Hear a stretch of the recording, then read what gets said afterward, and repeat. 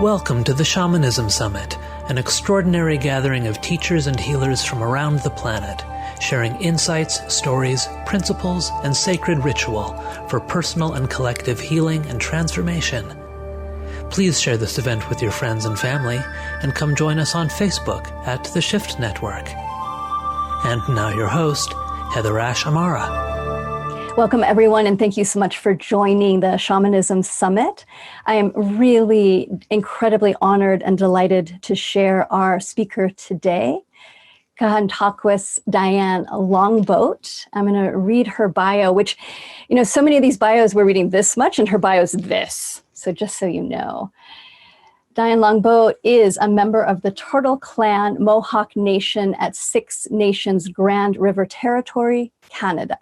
She's a ceremonial leader, traditional teacher, and healer. Welcome so much. We're so grateful to have you here. Thank you so much, Heather Ash.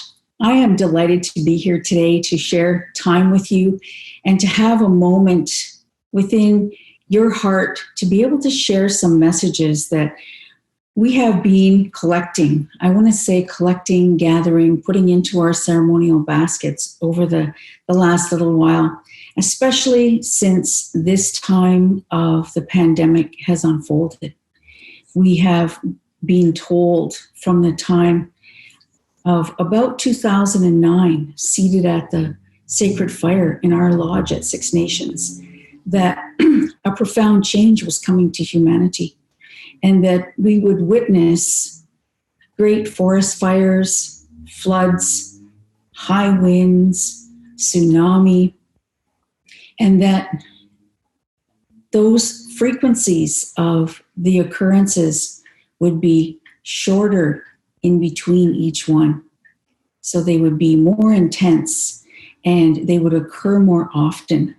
And the subsequent part of that was to understand that something was affecting the minds of human beings. Something was challenging us as human family, and that we would be witness to the rise of mental illness as the greatest challenge for humanity. And so we find ourselves in this time period in a place of seclusion, quarantine. And I've chosen to look at this time period, along with many other spiritual leaders for sure, as a time of sacred seclusion, as a time of personal reevaluation of priorities, personally reordering the things in my own life that are important to me, that are non-negotiable, that are the pieces that I think make me happy and nourish me. And so I know that as I've gone through this transition, that many other folks are going through it as well. And we've looked at this pandemic and talked to many of our spiritual leaders, both within our own community and beyond. And going back to 2012, one of our healers and one of our seers, a visionary in our community, told us that a lung disease was going to come, not only affecting our people, but affecting people throughout the world. And to get ready for that and to prepare medicines and to strengthen ourselves with our immune systems. And so we are now witness to all of those fulfillments, the fulfillment of the changes in Mother Earth, the fulfillment of the rise of mental illness, the fulfillment of this sickness that has come amongst us. And so, this is a time for humanity to really take stock of the challenges that are facing us and where we stand in terms of our spirituality, in terms of how we care for ourselves physically, emotionally, and mentally. And I'm really grateful when I think about my own community. Of course, it is the largest First Nation in Canada, but I'm proud of our people because of the reaction that our people had to the pandemic. And I want to share that because I think it's important. And the first wave of reaction was to protect our elders, our knowledge keepers, our ceremonial leaders, our language holders, the ones who are fluent, who have that capacity to teach now the next generations the beautiful languages that we have at the Six Nations, so 6 different languages. And, our people really created a set of arms that went right around the community, caring for the elders, making sure they had everything that they needed. And our spiritual leaders called for a day of prayer. And, we have many denominations, like many Canadians throughout this country, many denominations of faith traditions, and intermarriage, of course, within our community. And so the spiritual leaders, the traditional spiritual leaders, called everyone to prayer in whatever faith tradition that they had, and asked for the healing and the protection of our people and all people. Our medicine societies convened, and those medicine societies convened and they did it at a time when our people were starting to kind of feel fear, and kind of feel maybe it's a little bit unsettling here now. We've never been through this before. What does this really mean? And listening to too much news and not listening enough to our spiritual leaders. And it was a time back in March where we had to gather together to find our strength. And I think, one of the things that I understand of that time was that we were being watched by the Creator as to the reactions that we were going to have as human family. And I want to say that I'm really proud of our people in general for creating a safety net of prayer, of ceremonies, of teachings around our people. And I'm proud of the families that went into the bush to gather traditional medicines. I'm proud of the young people who were taught by the medicine women of our community to gather medicine. And on their behalf, the women knew they were going to be deluged with lots of requests for medicine. So the young people went out and they picked and they gathered and they delivered. And, it was, I want to say, really heartwarming to see the love that our people have for one another. So this, the time of this sacred seclusion, I think has been a benefit to people because as difficult as it is to see the horrendous illness all around us and the profound numbers of people who are succumbing to the illness, not just the numbers of people dying, but the numbers of people recovering, and it is an unknown recovery. We don't know how physically people are going to be well after this pandemic is over. And yet, we've gathered our strength together and we've helped each other as much as we can. And I want to say too, we've looked around to our communities on the outside of Six Nations, and the numbers of people who are praying for us, helping us, and so on is also really gratifying. So we always knew we were never alone, and we always knew we were being prayed for. We always knew we were praying for others, and that sacred fires are being lit all over Turtle Island for the health and the well-being, not only of our own nations of people, but for everyone. So this time of sacred seclusion has I think, given us the gift of time. It's a gift of time. And for everyone who lives in North America and embraces that lifestyle of, going to work every day and living in urban centers or towns or even villages, your time is taken up in a way that draws you away from the land and draws you away from your family, and your time with children and grandchildren is limited. So this has been a really powerful time. And I think, the whole notion of going inward during this time of sacred seclusion has really helped us to understand our purpose in life, the direction that we're going to follow, the challenges that we're facing, and how we see ourselves as human beings. It has brought us to a point where we're ready now to take action, to move forward in a way that maybe we were not so sure of before. And, now we have a real clear mind as to what needs to happen in our respective lives, and judgments made on how we want to live those lives. And that includes, some of the challenges we're facing now with our relatives who are people of color, Black people. We've stood with them in their demonstrations and in their protests, and in their challenging times, also looking for equity and systemic change in all sectors of society. That affects all of us as human beings. So I want to acknowledge the times that we live in, but also the strength and the resiliency that we have to move through these times. And I go back always in my own life to ceremonies. I go back to the sacred fire, which connects us to the Creator's council fire in the spirit world. And I know when I offer my tobacco that there is a power that is greater than myself, that is answering my tobacco, helping me through the challenges in my life, and supporting me in those times when I feel too weak to support myself. I know that there's always that power that is there. And we say, in Mohawk language, we call that power Gasandansala, the power of the Creator.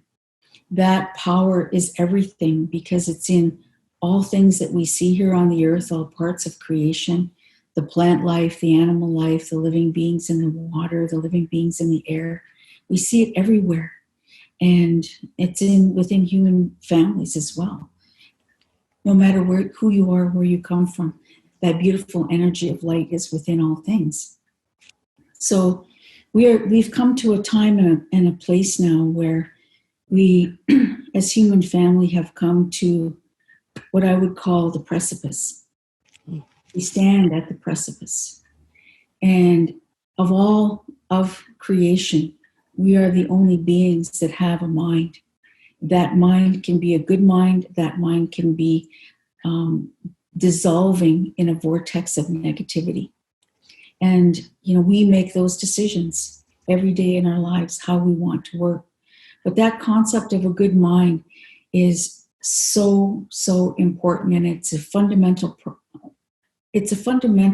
principle among our people to have a good mind.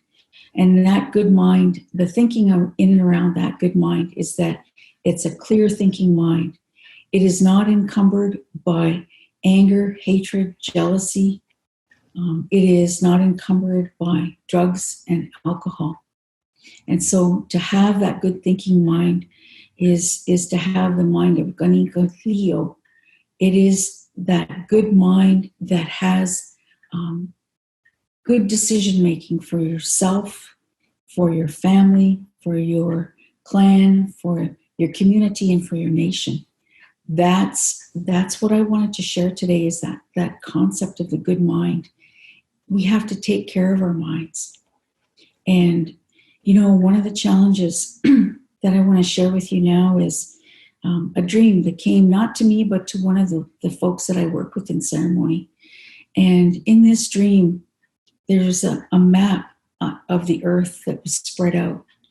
And on that map of the earth was a gigantic, swirling hurricane that encompassed the entire earth. And that gigantic hurricane had an eye, it had a center. And from that center emanated a lot of the tragedy that we are facing as human beings. So great and massive forest fires, the like of which we've never seen before in history. Floods that are breaking dams, washing away highways, destroying homes and moving property around, moving property right off its base, taking trees out and creating great rivers. We see that there's an entire hurricane, smaller ones, showing themselves on the land, taking out trees that are over 100 years old. And so all of these things are happening, and not only happening collectively to us in our regions, but they're happening individually. That hurricane is affecting our minds. And some people are being drawn into hatred, into racism, into all of those areas where we would see a destruction of the human family. So when we say in our Haudenosaunee tradition, take care of your mind, that is such an important concept.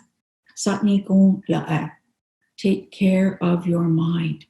Watch what you put into your mind. Watch what you watch on TV. Make it, powerful teachings, things that are positive, things that enrich you, educate you, uplift you, and so on. And, the other pieces, and of course we make decisions every day. What are we going to watch? It's either this or it's this. But if you continuously get drawn into the darkness of what is on television, it does affect your mind.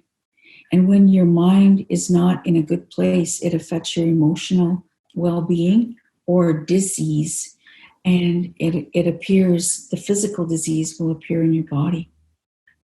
So these are challenging times ahead for us as we rebuild. But I believe that those prophecies are coming to their fulfillment now.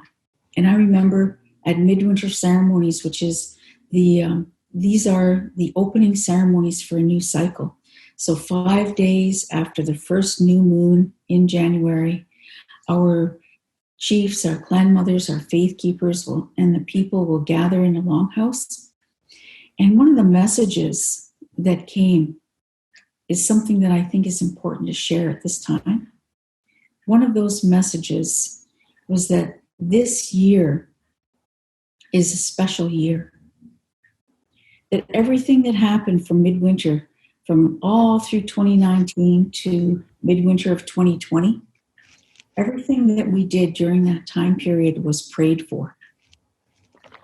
Everything that we did was under sacred guidance and sacred direction.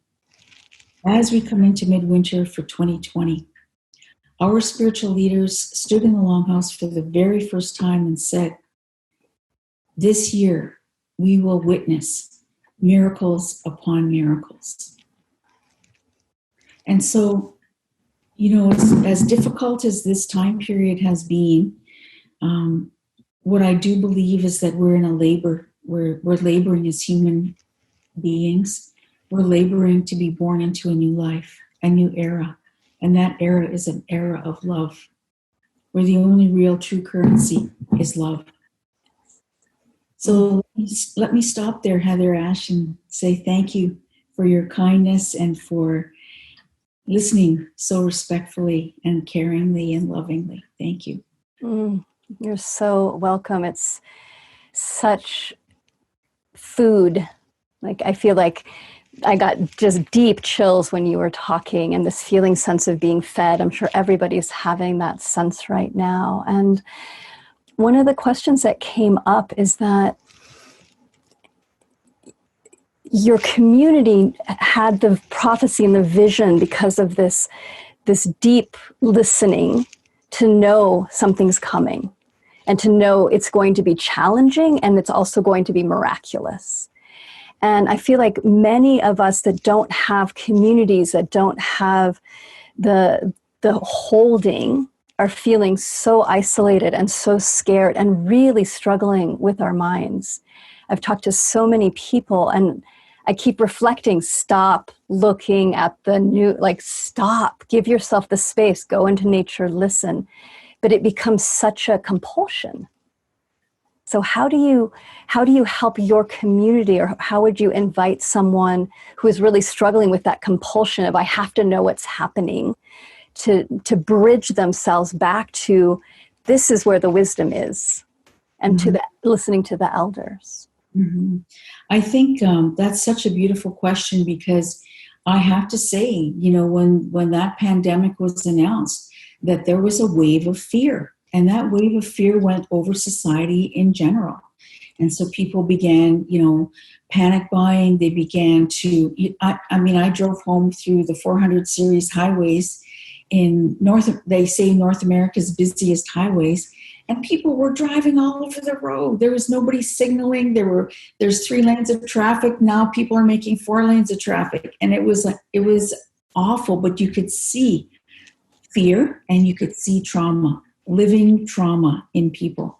So I really welcome your question, because that's when you have to stop. The faster life gets, the more you slow down. You stop yourself and you go and, in our tradition, what we would do is we would try to make a sacred fire somewhere. Maybe it's a candle fire, maybe we're in the house, but we're going to make a sacred fire and we're going to offer tobacco, and we're going to reach to a higher power. In our language, we would say, Son Boyedizo, the one who made all things. And we would say to the Creator, help me.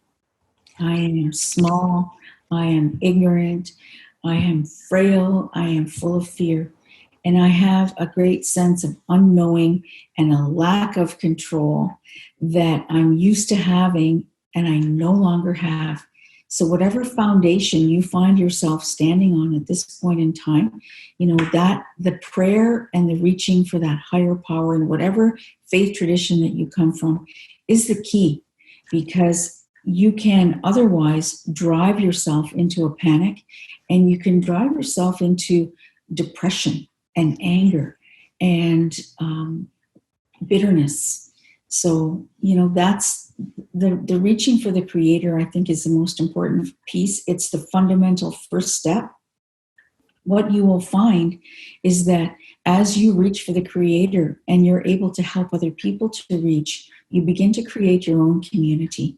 And it's community that you never knew you had. And sometimes there's lots of new people that join that community.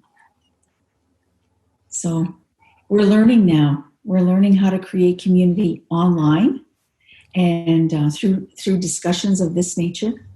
And we started as soon as the pandemic was announced. We knew also that there are many people who we've been involved with in ceremonies over the decades who would be also reaching out. And so we started what was called the Red Table Wisdom Talks.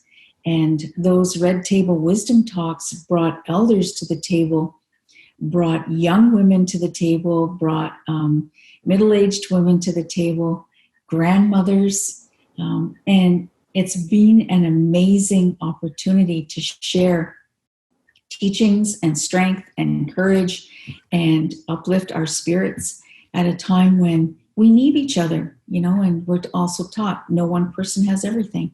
We have to reach out, we have to build. And to think that we can connect with the wisdom of the elders, connect with each other, that there are not barriers, and really to find the strength to look for the medicine, to look for the inspiration, to look for the vision of what's possible is so important at this time. And I think another thing that we're really seeing right now is the role of women in spiritual evolution. Like the countries that have done the best in relationship to the pandemic are usually held by women. And so what's your seeing of that, of how women are stepping up now? I think it's the fulfillment of prophecy, that at the time of the change in Mother Earth, that the sacredness of the woman would be sought after, the woman would be elevated to her true position. And that true position is not to be oppressing men or taking away from men, but it's to walk side by side with men. And of course, for LGBTQ communities, that there's a place for them as well. It's not just about the gender piece that is male, female. There is a place now for the sacredness of the woman in the divine. There always was, but there's a seeking for it now. So I brought something today to share with you that's really important to me. So I'll hold this up and hopefully you can see it. Yes. It is a turtle shell. It's a very old turtle shell, and painted on it are the domes of life representing the spirit world and the sacred tobacco that is growing there. The green that is at the bottom represents Mother Earth. The woman that you see in the white dress represents Sky Woman. And then the moon that is behind her represents the grandmother moon. So those beings are all related from our creation story. The first being that came to the earth was a woman, and she was pregnant with new life. Those are important. People would call them metaphors, but I really believe in our creation story. And so those teachings say to us how important the sacredness of female life is for the continuance of life, but also for the role and the gifts that women carry, which are very different from men. And so we've lived for thousands of years now in a patriarchy. We've lived in a time and a place where women have been devalued. And we continue to live, in a place where Black women, women of color, and certainly Indigenous women are devalued. Things are changing now. We declare that things are changing because women are starting to stand in their power, and they are bringing forth a loving and a nurturing and an energy that is a force in the universe that can never be changed again. Because when women stand in their power, the world will change. And we're witnessing that now. Women leaders politically throughout the world, but women spiritual leaders that are now taking their true place in the world. And so that intuitive nature of the woman and the spiritual nature of the woman helps us to understand more about the way forward. That is a way forward of unity and peace and one law of love. Thank you for that. It feels like in this time when so many of the systems and the known are breaking down, that it's allowing these new voices to arise, and for us to really dedicate ourselves to doing more listening than talking, more being in the unknown and praying and asking for guidance. At this time, I think more than ever. And so what is that language, that spiritual language of how we can talk with the earth, how we can communicate with the Creator, and how do we know if it's the Creator that we're talking to or some part of our mind or our psyche? I think that the language of spirit, first of all, is a universal language. And every single human being born on the face of the earth has the capacity to speak that language of spirit. That language of spirit comes to you when you seek it. You must humble yourself before the Creator, and you must honestly surrender your spirit to a higher power, even when you don't understand what that higher power is, but to have faith that there is a power that created the universe and created our mother, the earth. This is the jewel of the universe. This place that we live on was created from a vision that the Creator had. And He divided in two, they say, into a male and a female portion, and visited the most magnificent places in the universe to gather stardust and pollen, and came together as one great energy again. And as that great energy came together, the vision was for a jewel to be born in the universe, a paradise, and that individuals would be placed there that look like the people in the spirit world. So that's us. And that we would have this magnificent paradise to live in. So we're made of stardust. We came from stardust. The pollens and the magnificence of the creation that we have here now came from the most beautiful places in the universe. So we have been prayed for, wanted, visioned here to bring forth our gifts into the world. Each and every one of us was born with a sacred spiritual mandate. That spiritual mandate enables us to bring our gifts into the world, to help us to understand who we are, to acknowledge the ancestors that walk before us and connect with that ancestral lineage, and to acknowledge the spirit beings that are all around us, that have guided us and protected us throughout our entire life, from the time our spirit left the spirit world to be born physically inside of our moms. And so, this is a time when it's a time of self-discovery. So in order to speak that language of spirit, we need to understand who we are and what is our purpose in life, and what are the gifts that we carry, and what is my ancestral lineage, and how do I manifest my gifts in the world to be that spiritual emissary that the Creator made me to be, and to bring harmony into the world. So how do you do that?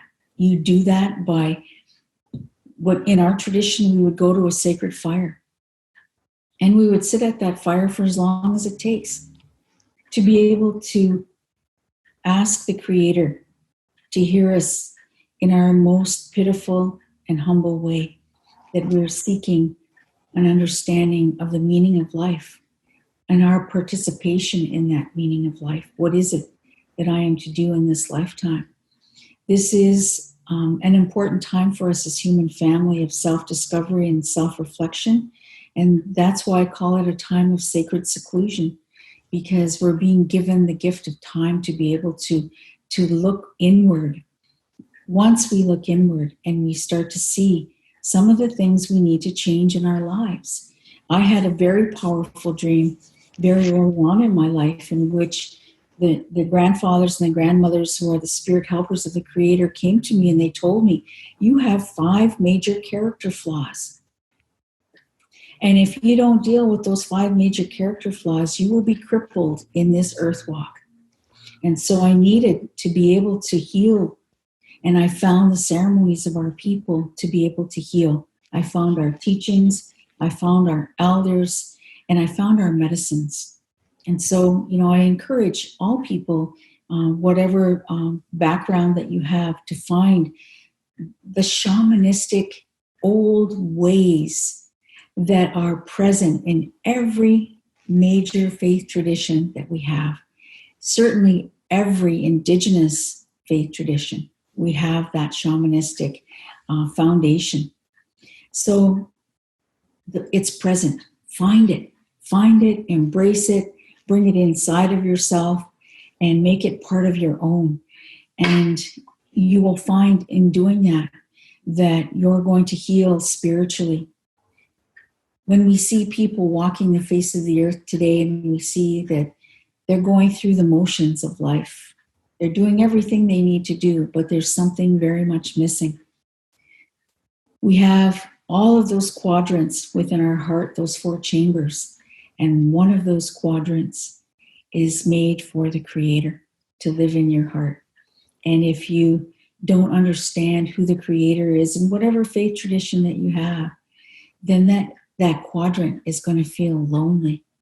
It's going to feel empty. And if you allow that loneliness and that emptiness to overpower you, it would be very easy then to slip into dark forces. It would be very easy to slip into obsessions and compulsions and addictions. And so, this is a time when the ceremonies become really important, the medicines become really important, the land becomes really important. And so for all the people who are sitting in cities and are listening to this broadcast, you have parks in cities. Find a tree in the park and put your back against that tree. That tree has a message for you. Just ask one question. Ask the tree one question and the tree will respond to you. What I want to say to your relatives that, there's, when we do our ceremonies and we burn tobacco in a sacred fire, or some nations will have pipes and put tobacco in a pipe to pray. We always give something in order to receive. So whatever you feel like giving to that tree for the response that the tree is going to give to you, the energy, the love, the compassion, whatever you're missing in your life, the tree will also, when you're ready, talk to you. The tree will talk to you. And, I say to you, that we need to be mindful of all those beings in creation and do our very best to take care of them, because they are living beings. And when you learn to speak the language of spirit, you go through 4 stages. The first stage is simply doing a ceremony and asking. And your spirit is new then, and it's not yet understanding the fullness of how to speak the language, and so you're taking the first baby steps. The second stage is to be able to see some of those spirits, whether they're colored lights or whether they actually manifest fully to you as ancestors or spirit beings or colored lights. The next step is that in your earth walk, you're going to see not only those lights and not only those manifestations, but they're going to give you a message. And that message is going to be so earth-shattering and so powerful to you that it will change your life. And you'll know beyond the shadow of a doubt that there is a force that is greater than you, that is in the universe, that loves you unconditionally and thinks that you are the most sacred and beautiful thing that's ever been created in all of creation. And then that 4th level, when you are ready and you have prepared yourself spiritually, physically, mentally, and emotionally, you go into a ceremony, and it can be your own ceremony outside or inside your house. That 4th level is not only do you speak to the spirits with your invocation or your prayer or your request, the spirit speaks back to you. And then the conversation begins. And so you have the language of spirit embodied within you, but you have to spiritually prepare yourself to birth that language of spirit. You have to show that you're worthy, because when the spirits speak to you, you must follow what they say. And, lots of people receive messages, whether it's dreams or spiritual knowing, or whether it's things like a feeling of intuition. And they write it down in a book, and they put the book away in the night table, and they forget about it. But those are spiritual knowings that need to be brought into the world, so that the action, you must live the action. That action of living that spiritual knowing is manifesting harmony in the world. So the rest of your question, how do you know you're talking to the Creator? That is the discernment. And as you're going through your healing, part of the things that's going to happen to you is that you are going to be challenged by forces that are not of the Creator. So I want to just say, it's been my experience that everything that emanates from the Creator is love, compassion, empathy, grace, forgiveness, peace, healing, abundance in life, caring, sharing, the loyalty. It's all there. It's all there in that infinite power of the Creator. What challenges us as human beings are those other forces. And those other forces, and we talked a little bit earlier at the beginning of how they can affect your mind and very slowly pull you into a spiral, a vortex of a very dark place that actually takes you into suicide. So how do you know you're talking to the Creator? Because everything that comes from the Creator in those messages is uplifting to you. It's healing to you.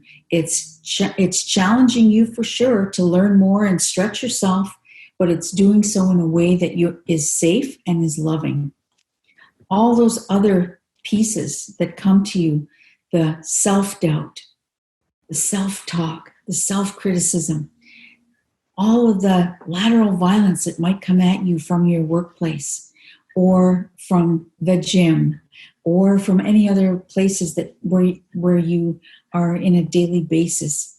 That lateral violence is not of the Creator. It's of a very dark force that has captured the minds of those people who are not well, and they need to be prayed for.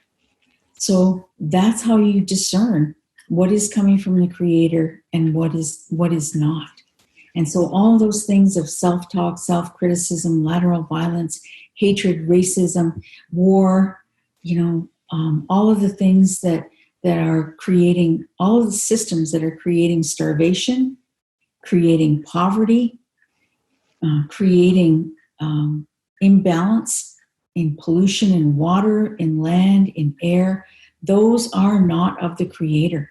Those are the minds of individuals who are being overpowered by other forces that have polluted their minds, so they feel pollution is the norm for the earth. So that's how you know who you're talking to, and always be very careful. And when you're challenged by other forces, it is so important to say, I belong to the Creator. I belong to the Creator. The Creator owns my spirit.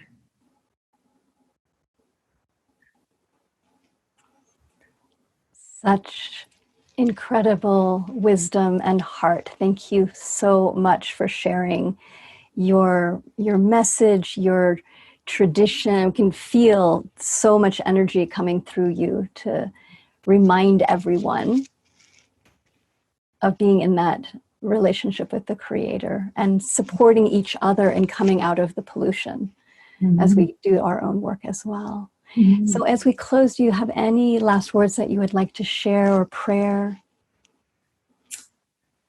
I'd like to share the prayer of thanksgiving, because it is the seminal piece that was given to our people following creation.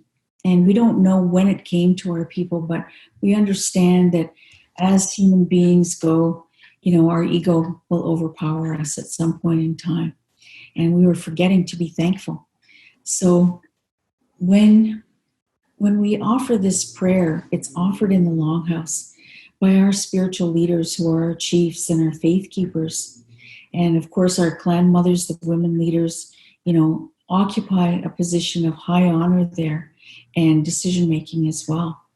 And at all ceremonies, the words of thanksgiving are given first and foremost on behalf of all of us. And I think those words of thanksgiving are so important. And it's my way of starting the day. And so when our spiritual leaders give this particular thanksgiving, it's the opening ceremony, they sing it in the language. So the language of ceremony in my community is Cayuga. And although there's lots of Mohawk speakers that are learning now, and it's 45 minutes long. So I want to give you just a little taste of it. Yawa samwe disam ganalungwa skana KahontakwasDianeLongboat. Thank you, Creator. I love you. My name is KahontakwasDianeLongboat.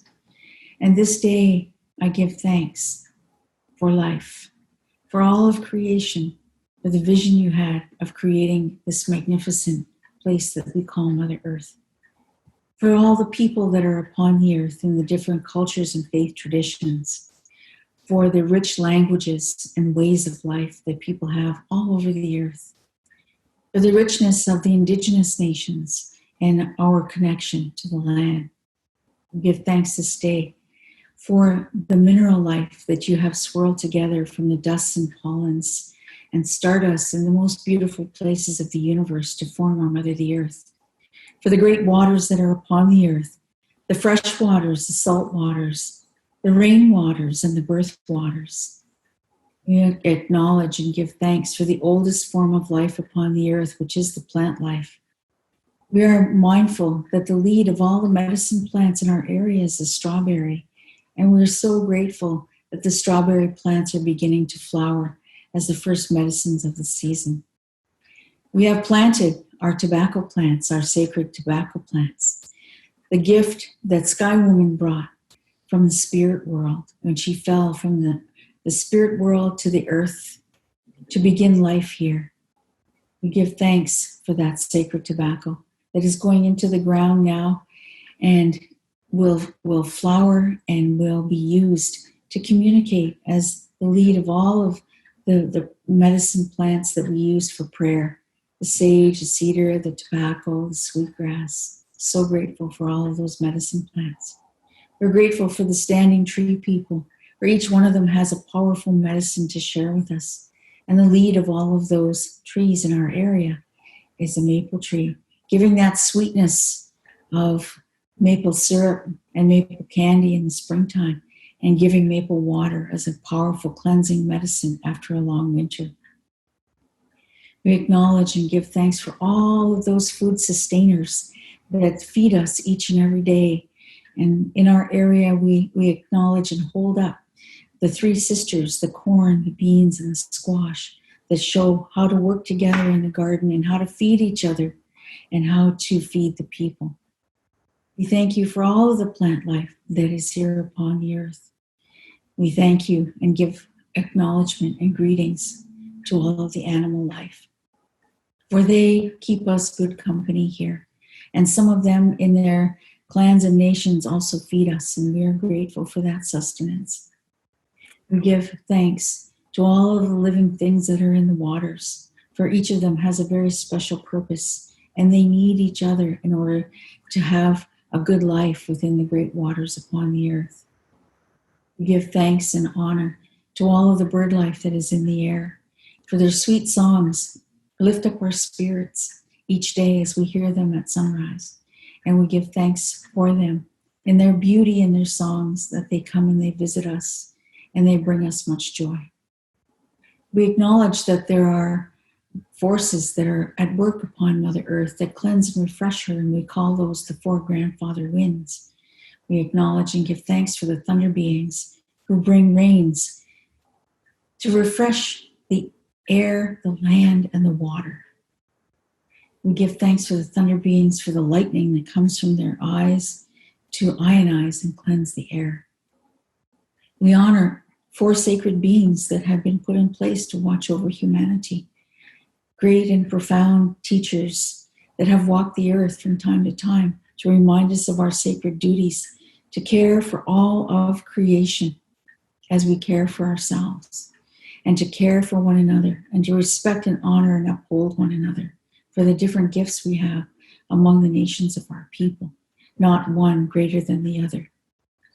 We give thanks and honor to the stars that represent our ancestors, those billions of stars that shine upon the earth. They represent our ancestors who have fulfilled their spiritual mandates and have been given a very special place to shine down upon the earth, to encourage us and inspire us as human beings, that we also have a spiritual mandate equal to theirs that we can fulfill and find our place of honor in the sky world. We give thanks to our grandmother, the moon. She is the one who brings great medicine to the female life. She, with her fertility and her movement through the earth, ensures the continuance of life. She leaves medicine for us as women, each of the phases that she moves through the earth, and particularly on the new moon and the full moon. We honor her and give thanks to her, and we call her our grandmother, for she was, from our creation story, Sky Woman. We give thanks and honor to our grandfather, the sun. We call him our elder brother. He walks across the sky from east to west each day, never failing in his walk, to bring light to all beings that are upon the earth. For all things on the earth are made of sunlight, and it is a powerful medicine of life. Our elder brother, the sun, inspires us. He never fails in his work for the Creator, and he inspires us to do the same. There is a very special bridge joining the natural world of Mother Earth to the high heavens of the spirit world, and that bridge is the Milky Way. One day, when our bodies rest upon Mother Earth, our souls will travel across that bridge to that place of peace. And on the other side of that great bridge, we will see the fires of our ancestors that are burning there. Ones who have gone on before us, our beloved ones. The ones that we trace in our lineage back to the first ones that walked the face of the earth.